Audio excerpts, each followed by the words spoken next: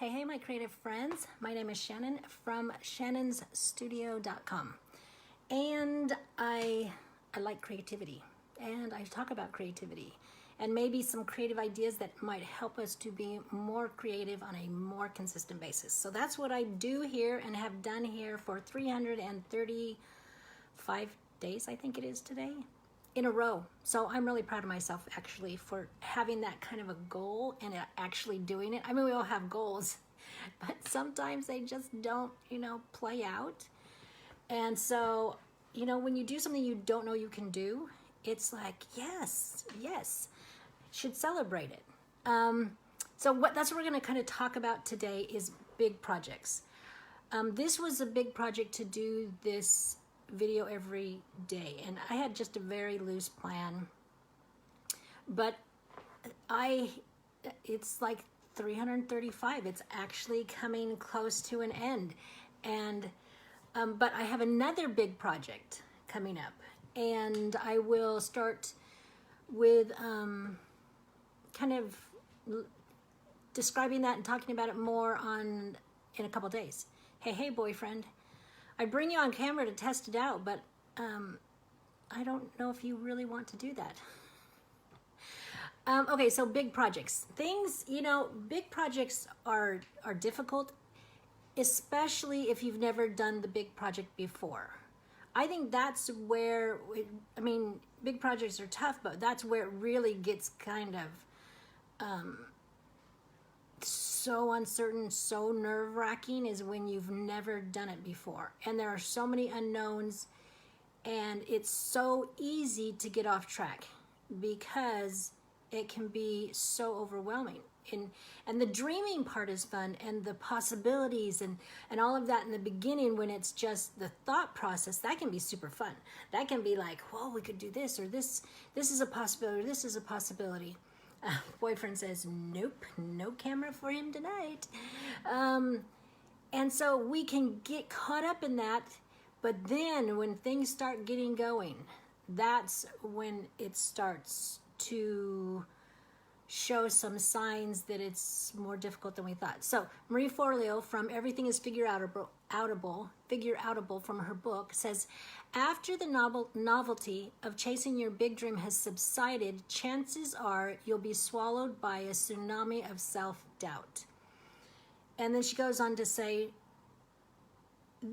the self-doubt, tsunami. Not just a little pool of water, but you will be swallowed up by a tsunami of self-doubt. That's interesting. She's very successful. She's been doing things for years and tried different things, kind of reinvented herself several times.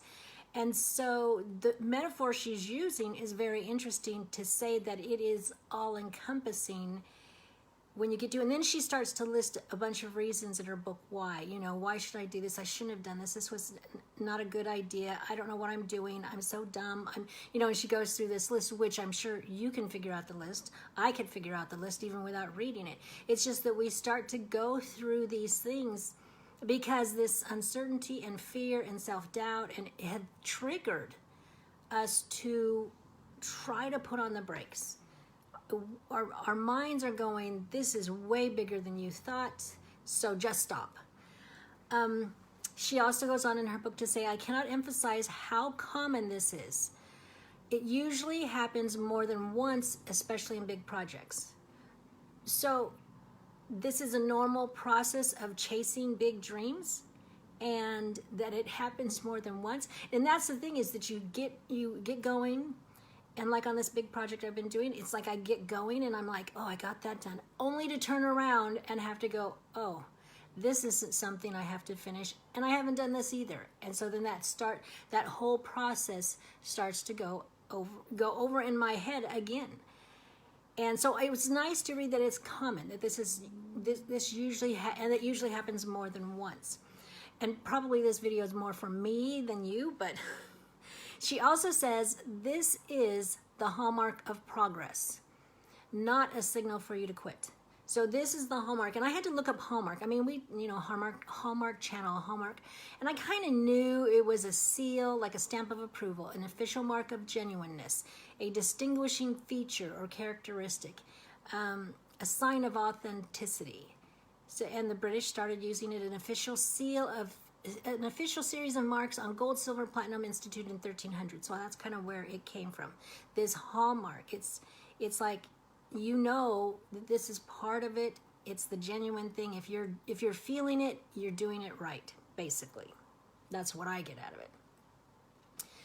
So the whole idea of big projects. So I read in a couple of my books, Innovator's DNA, talks about Steve Jobs, and it says, as a board member at Disney, Jobs pushed. So that, I think that was his, a lot of times his big job, to just push and push and push.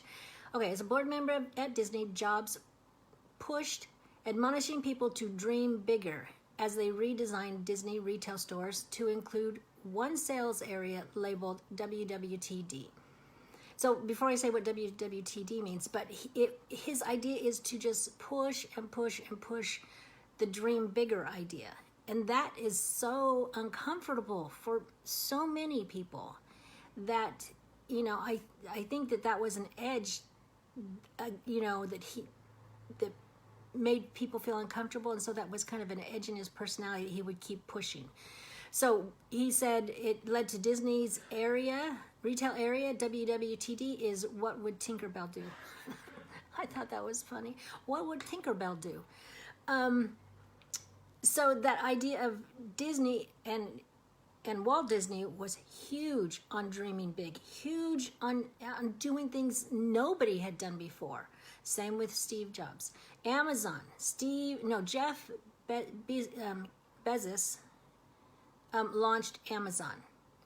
And in 1994, he started exploring what it would look like. He got some data that it made him ask questions. Hey, Tamara. And so he dubbed it the Earth's biggest bookstore, Amazon. And it's huge. Nobody had done an Amazon before that.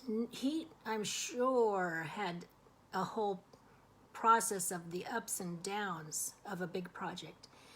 And then there was the PayPal guy. 1998, the PayPal guy, Max Levchin, he moved to Silicon Valley just so he could pursue his big dream. And he stopped at a lecture one day, and there were only 6 people in the lecture, so he got to speak to the lecture, and they went into business and started PayPal.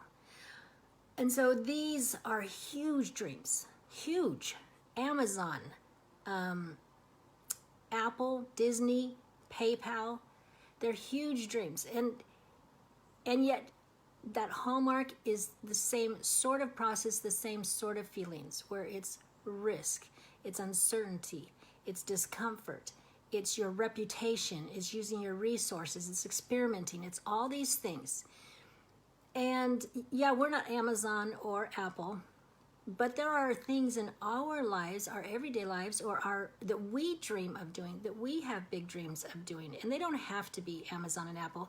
My project is not Amazon and Apple. It's never going to be Amazon and Apple, but it's still a big project to me. And so I have to understand that that is the process that I'm going to have to go through in order to do something I've never done before. Luckily for me, other people have done it, so I can use that as like a risk buffer to learn and to seek what they do. But still, the fact of the matter is I've never done it. And so there is risk and uncertainty for me. And like I said a couple of days ago, it's just like I kind of want to back away, but it's like, you keep moving forward. And one of in this book, Let Me Out, I think that title's fun. It's like an idea, let me out. When we take simple positive actions in spite of our fear, our minds and possibilities expand. So it's, as always, taking that gigantic thing that feels so gigantic, even if it's not Amazon and Apple, it's just bigger than what we think we can do, or bigger than what we've ever done, and we just simple it down to just tiny little steps. Today I'll do a tiny little steps. Even if your goal is to have a great family, that to be really involved and to do certain things with your family. Hey, Trisha. Then that's a huge goal, and it requires a great deal of effort. So take it and make it simple, positive actions in order to move that forward. none of us, when we start out with a family, none of us have ever raised a family before. It's like a shot in the dark. I mean, we don't, we're just going in there blind. But things are possible if we just don't back away and don't quit and just take those simple positive steps. So that's the tip tonight, is to just kind of understand that when we envision something bigger than what we've done before or what we think we can do, there's going to be that resistance, that fear to try to get us to stop your madness. And we just have to push through that and understand that that's just a hallmark of the progress of a big dream. That's it. Nothing new in Sweden today.